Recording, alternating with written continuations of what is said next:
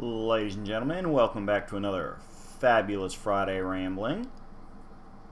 Here as always to discuss all things excellent in pop culture in a fun and positive manner. Because, hey, there's plenty of criticism on the internet, there's plenty of negativity in the world, so we're to give you a little bit of a breather from all that and discuss great things in entertainment. And with that, we are going to go straight into part 2, not 1, not 3, but 2, of our salute to summertime terrifying reading. That's right, your ability to go to the beaches may be temporarily hampered this year. But that may be a good thing, because if you keep reading these recommended books, you may not want to go to the beach. Yep, after writing a series of novels discussing various forms of fictions, Peter Benchley decided to return to the depths of the ocean in 1991 with a book known as The Beast. Mr. Benchley, the Beast. Peter Beastly, the Bench. Something like that. But yes, my nice, worn paperback copy of The Beast. Well read. Best-selling. See, look right there. Best-selling. Bestseller. Like me, I am bestseller. I sell many copies. I am good book. Scary. As you can guess from the cover, the creature du jour of the Beast is no, not an octopus, a squid. Now, why a squid? Well, it's very simple. 2 reasons. 1, squid are kind of nasty, predatory creatures. Besides the iconic many little eggs like an octopus, their species cousin, they also have 2 extra long ones that end in big old whippy paddles.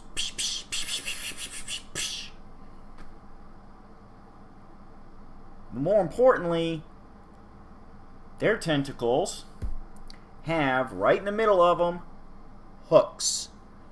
See that? So here's the tentacle, a little round tentacle. In the middle is a nasty hook. So the tentacle attaches to you, suction power, and the hook digs in and rips you apart.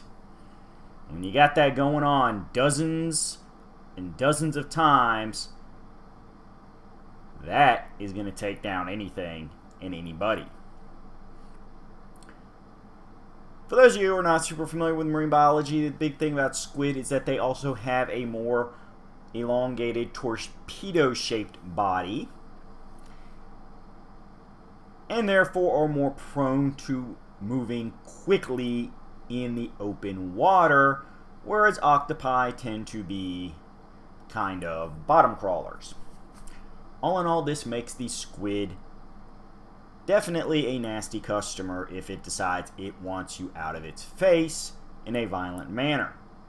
So what does Peter Benchley do to crank that up all the way to 11?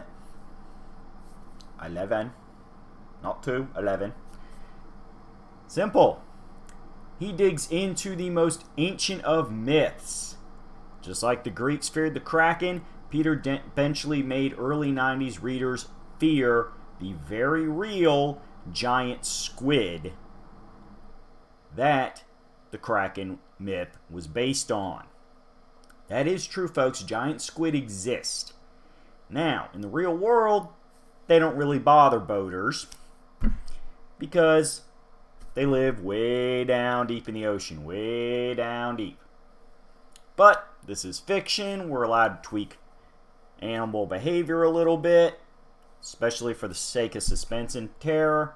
So, while Peter Benchley does do a wonderful job inserting subtle little lessons about the real-life anatomy and hunting behaviors of squid, especially giant ones, he does make this particular species a little more aggressive and a little less selective about what it's eating. Which means when it comes to the surface, looking for extra food sources, it takes down boats and eats humans. Multiple humans. So what's a guy to do? Very simple. You go and get brave heroes. In this case, it would be veteran fisherman Whip Darling. Now, we should also note that, unlike last week's discussion of White Shark, this book takes place in the Bahamas. Which again makes a lot of sense because since it is below the continental shelf that tends to ring the Atlantic coast, it is a lot easier to get from the shore to deep water.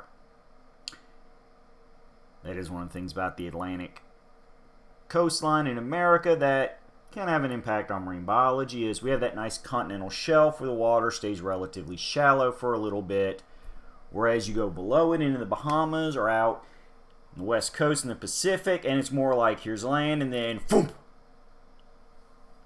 So if a giant squid was going to surface anywhere, it would definitely be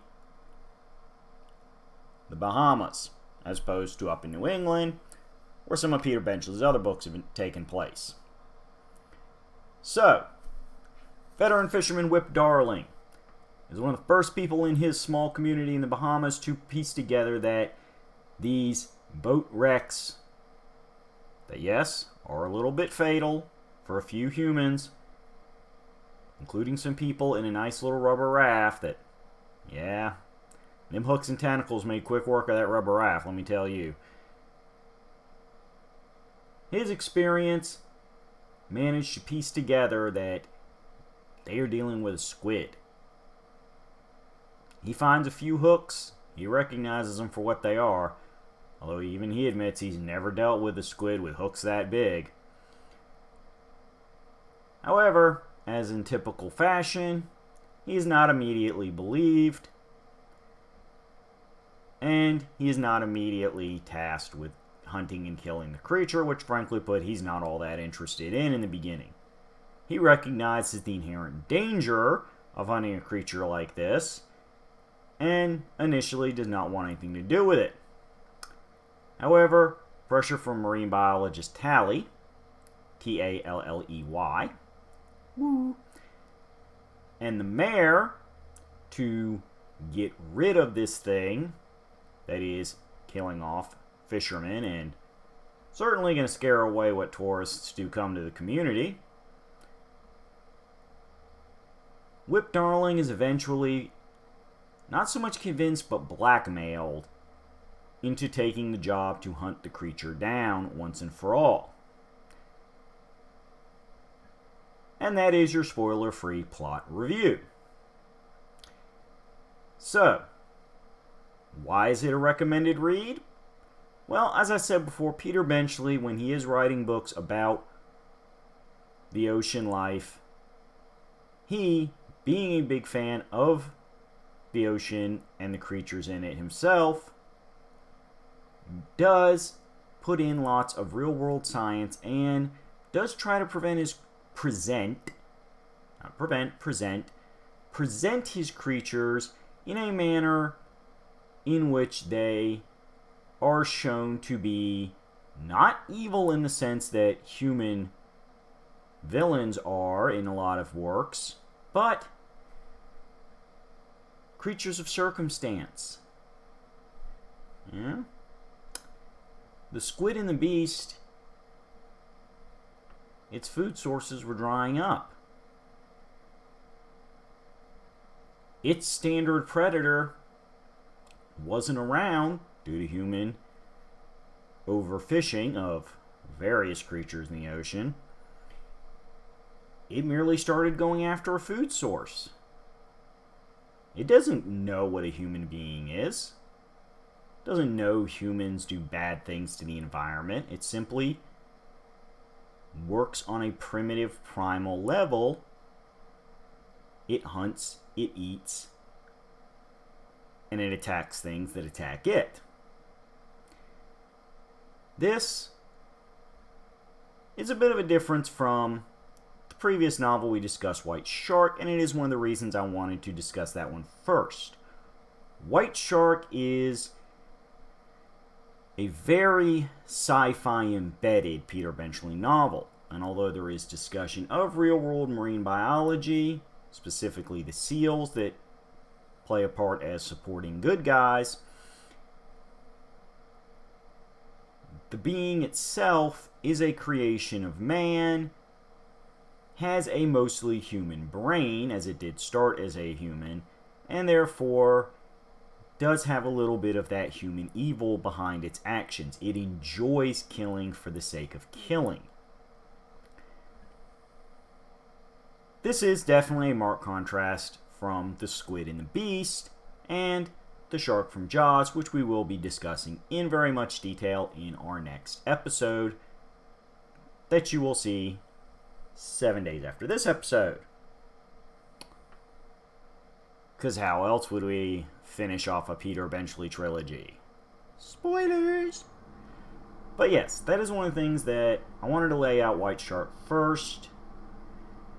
That while it is a book that does get into Peter Benchley's ability to educate on marine creature anatomy and the primal predatory behavior that does not make something truly evil, simply very bad for people that want to get near the ocean. In the case of Whip Darling, somebody who makes his living off the ocean. You know, that's what the beast is. It is a beast. It is not a villain. It is not a foe. It is not a weapon. It is a beast. Very well named book in that sense. The book itself also, as I hinted before with the discussion of that which preys on giant squid and that which the giant squid preys on, there is definitely a spark of that early 90s environmentalism to it, as it cannot be denied that if people treated the ocean a little better and didn't greedily take so much from the ocean, Squiddy would not have had to come to the surface to come looking for some snacks. So does Whip Darling make a great literary hero? Yeah. He is a classic reluctant hero archetype. This is a guy that, yeah, some of his buddies were victimized, but he recognizes the danger, and while he is a good moral man, he's not exactly suicidal either. So he would prefer not jumping head in to battle something that has already proven it is more than capable of eating humans that venture into its territory. While he is a veteran and experienced fisherman, Whip Darling knows ultimately, hey, the ocean is a place humans visit. It's not a place humans live. So, does that mean you should read The Beast? Well, if you like your suspense and you like your terror, sure. Well, it is not the cultural icon that Jaws is, and to be fair, a lot of that cultural icon of Jaws is due to the movie as much as the novel. Maybe a little more, simply because we as Americans, we do love our movies, we do love our visuals. And the timing of Jaws being so early in the career of Steven Spielberg and helping spawn the idea of a summer blockbuster, it kind of cheated as far as pop culture legacy. In my opinion, from a pure literary standpoint, The Beast is more suspenseful. partly because, and I will get into this discussion more in the Jaws review, Jaws has a lot of subplots going on throughout it. You know, it's clear Peter Benchley was not 100% in on the suspense creature feature style novel quite yet. By the time in 1991 when he wrote The Beast, he was much more comfortable writing a novel of this nature, and therefore put more focus on the Beast and how it was directly messing people up. So, for those of you who want a suspenseful read, who want something that's going to keep you up in bed a little bit longer than maybe you planned because you're a little worried about shutting your eyes, definitely go with The Beast. Tentacles. Tentacles with little hooks. Greedy tentacles that are coming after people. And not in the weird, pervy, hentai way. Yeah. There's a reason that good old Japan bases its pervy tentacle fetishes on octopi who, you know, as we said before, have a little less hook, skin, flesh ripping action going on. Or flat out don't even go that with the suction cup route and just have, you know, stand-ins for elongated fingers. Of course, I have some reasons for the whole tentacle fetish thing beginning with. Super short's version is that mix a few old school myths about fishermen and encounters with ocean life that weren't technically deadly, but definitely impactful. Which itself is not that unusual. The Greek myths were full of stories of Zeus turning himself into various animals to seduce women. So, you know, not even picking on Japanese ancient culture there. A lot of ancient cultures touched that little groundwork. Mixed with a modern sentiment that human genitalia needed a lot of censorship to it, Japan kind of came up with the idea of, hey, we just make little, long, slimy stand-ins, we can work around censorship. Cheaters. Woo. Fortunately, Peter Benchley's Beast does not contain any pervy tentacles. Which is good, because as I said, you start mixing hooks with those tentacles, and nobody is going to have a good time. Nobody. So aside from that little aside there, as I said, the Beast tends to run at a much more fast-paced, suspenseful tone than the more iconic Jaws, but without the sci-fi tech that can't quite be pulled off in real life even as many years as it's been since the book was published. Crazy evil Nazi scientist background thing that White Shark went for, which again, the book itself pulls off nicely, but I'm sorry, Mr. Benchley, I love you, but you got to admit, even at the time you wrote that book in the mid-90s, that whole Nazi mad scientist thing was a little bit of a cliche, a little bit tropey. It's okay, we forgive you, because once we got past that, like 90% of the book was great. So, once again, hunt down a copy. You can go physical, you can go digital if you'd prefer. But give Squiddy a chance to shock you, to scare you, and to make you glad that current microbiological agents are making it a little harder to get to the beach. Because next time you're out on a boat and you hear something scraping against that hull, scraping and scratching against that wood, you might be a little more hesitant to look over the side just in case a big old tentacle breaks out of the water and wraps itself around and drags you down to the dark depths, never to be seen again. Was that spooky or not? What? So, that's going to be it for now. We have rambled enough for one Friday. And as I said, there's really not much else I can get into without getting into very specific plot spoilers. And I never do that when I do my reviews, whether it is books, video games, movies, TV shows, because I don't want to give a bunch of spoilers. Because then you're reading the book and you're waiting for specific scenes and you're like, oh, I know this scene's coming. Oh, when is this scene coming? Oh, I just want to hurry up to get to this great specific scene he talked about.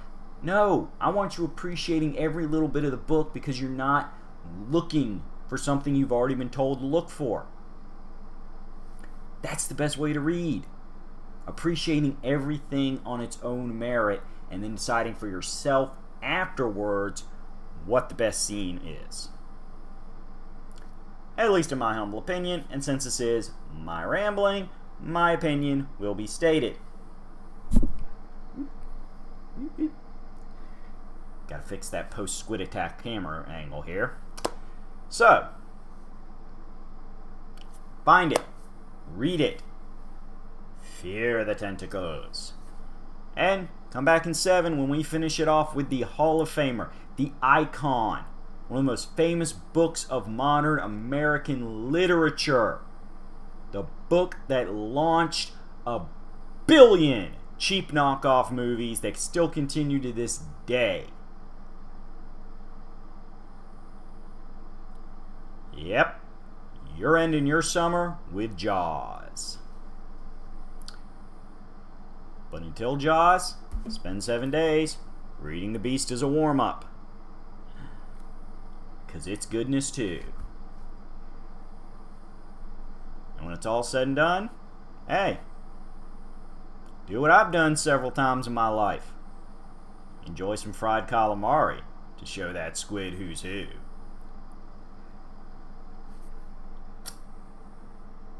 Peace, good health, and remember, keep your criticism constructive, because hating's easy, uplifting's hard, and it's worth it.